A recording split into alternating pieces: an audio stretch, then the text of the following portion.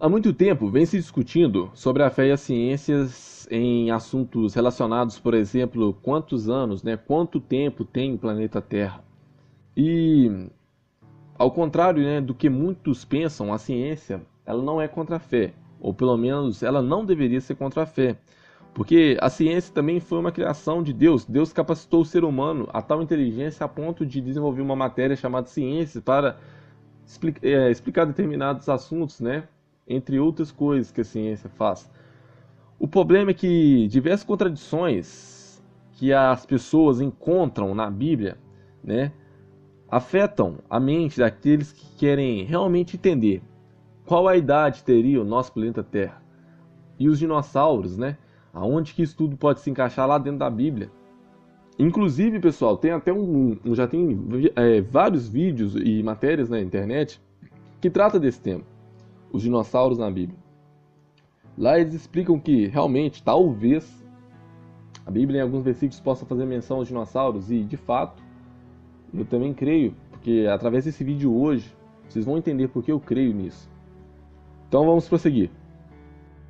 Pessoal, eu vou estar deixando aqui para vocês 2 versículos onde a gente vai se basear para estar desenvolvendo essa teoria e entendendo a explicação. O primeiro versículo está em 2 Pedro 3,8. Mas, amados, não ignoreis uma coisa, que um dia para o Senhor é como 1000 anos, e 1000 anos como um dia. 2 Pedro 3,8. Mais um. No dia em que o Senhor entregou os amorreus aos israelitas, Josué exclamou ao Senhor na presença de Israel: Sol, pare sobre Gibeon, e você, ó lua, sobre o vale de Aijalon.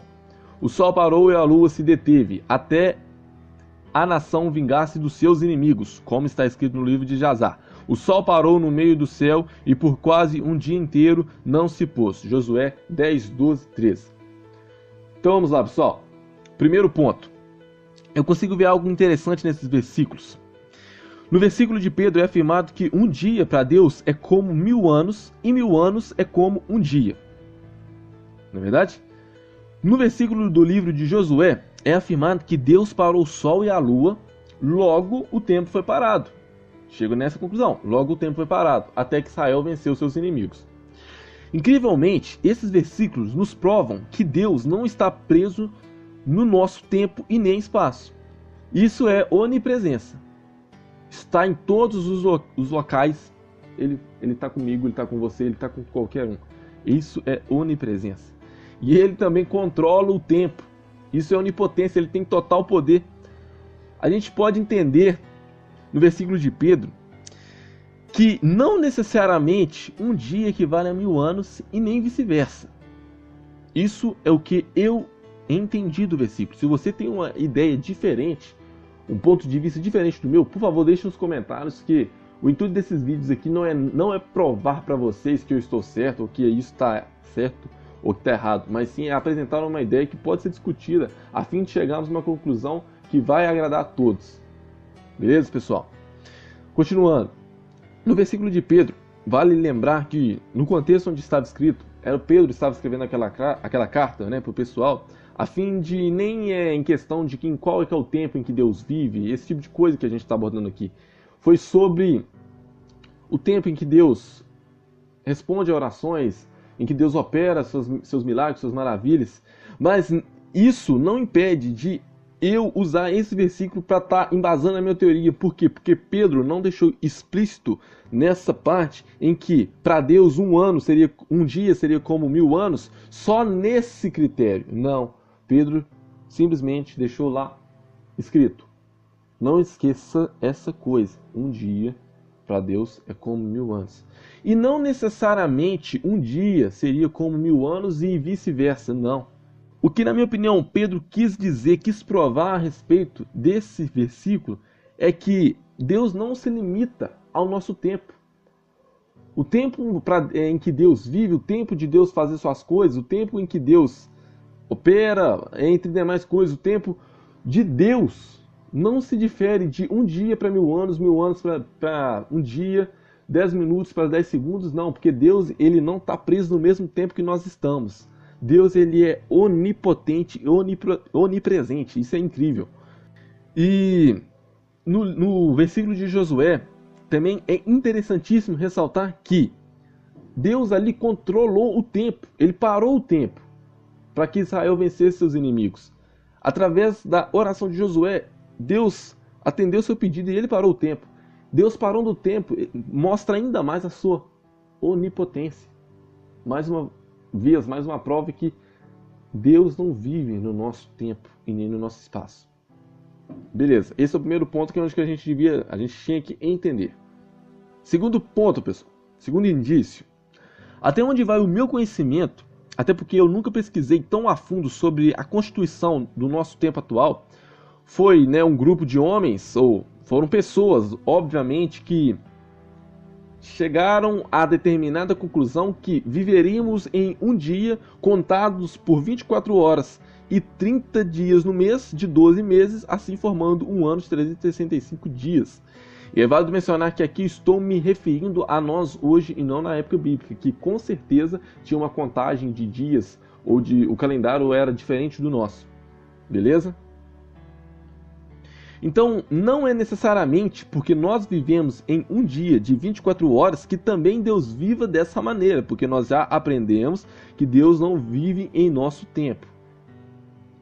Mas é muito válido lembrar que, apesar de Deus não viver no mesmo tempo que nós, Ele está conosco todos os dias, assim como está escrito em Mateus 28:20. Eis que estou convosco todos os dias até o fim dos tempos. Acho muito interessante essa palavra tempos no plural. Sabemos nós que Deus criou a terra em 6 dias e no 7º descansou. Não sei se todos são assim, mas antes de eu abrir a minha mente para isso que hoje eu estou contando através desse vídeo, eu acreditava, ou pelo menos o que me vinha na cabeça, seria Deus criando a terra em 6 dias de 24 horas e descansando no 7º dia. Por que isso vinha na minha mente? Porque o que nós sabemos de tempo hoje é o que nós vivemos nele, dentro dele, que é um dia de 24 horas. Porém, lá no versículo de Pedro, a gente já entendeu que para Deus isso não difere. Um dia não difere de 1000 anos. E não fomos nós que criamos o universo, a terra, o mundo. Foi Deus que criou. Então, se a gente seguir o versículo de Pedro ao pé da letra, a gente podia fazer o seguinte cálculo: 6 vezes 1000, 6.000 anos.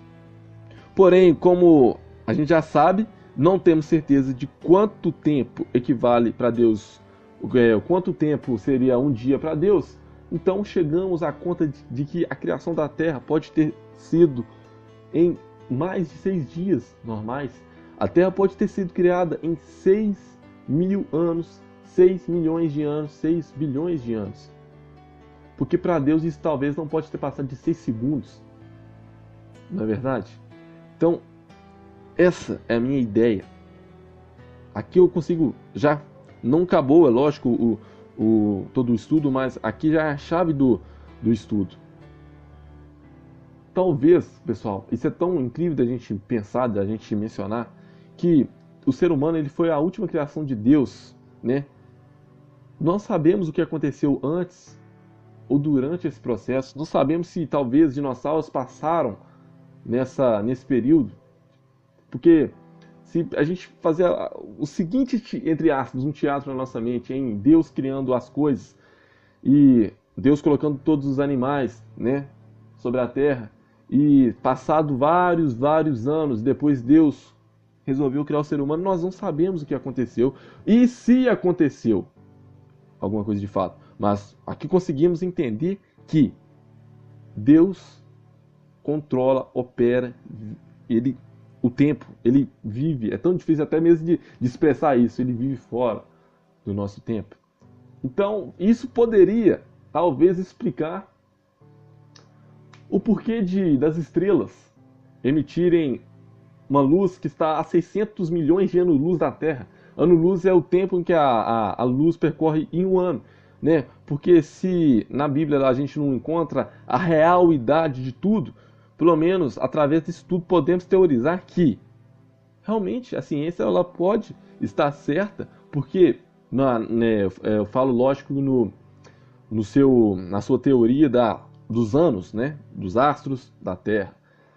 Porque se de fato batesse certinho o tempo em que a ciência diz que a Terra tem 4.540 milhões de anos, com o tempo em que Deus começou a criar ela, isso ia ser algo esplêndido, porém é só teoria. Talvez isso que eu estou falando aqui não faça a mínima, não tenha o mínimo sentido, porém, como vocês mesmos já entenderam, isso aqui é uma teoria extraída de interpretações bíblicas. E pessoal, para fechar agora, eu gostaria de deixar aqui para vocês algumas palavras. Algumas coisas não nos cabe saber sobre Deus e nem questionar o porquê. Se assim a gente fazer, a gente pode até mesmo pecar, né? O que eu fiz aqui foi tentar dar sentido para aquilo que talvez não teria sentido para você.